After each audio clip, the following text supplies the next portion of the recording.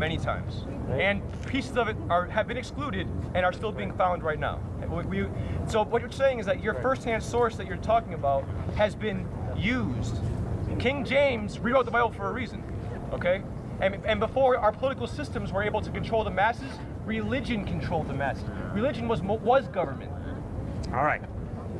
King James in the early 1600s did not translate the Hebrew Old Testament or the Greek New Testament. He didn't know the languages. I'm not saying he did it himself. He was the king. He told someone Hebrew to do scholars and Greek scholars. Right, okay. They did not change anything. How do you know?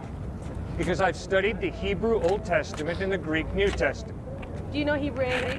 I had to learn Hebrew and Greek in seminary. The way that they taught, and I the way know that they spoke it at that the time Old Testament was written in Hebrew and the New Testament was written in Greek. Now, you raise a great question, which is, why should we trust Matthew, Mark, Luke, and John to give us accurate historical information? Hopefully you have some tests, sir, that you use to determine historical reliability. Myself, I've got 4 tests. I use them on Suetonius, Herodotus, U.S. history, Greek history, any history.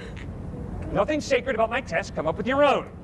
My 4 tests are internal consistency, meaning by that, are there contradictions within the text that point to massive confusion? When you read Matthew, Mark, Luke, and John, you'll notice a tremendous internal consistency. No contradictions. Different perspectives? Yes. Second test, literary style. Once upon a time in the land of Nod, Wink and Blink and Nod took a boat ride. Obviously, that's fairy tale. It's not the literary style of Matthew, Mark, Luke, and John. Matthew, Mark, Luke, and John use historical narrative, like a newspaper reportage, as literary style. Third test, archaeology.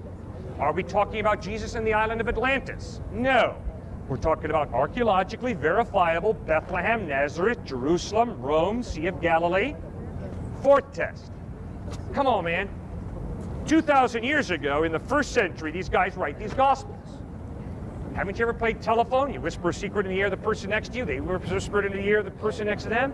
Yes, I played that game. Yes, the secret's totally perverted. That is not how we have the Gospels handed down to us.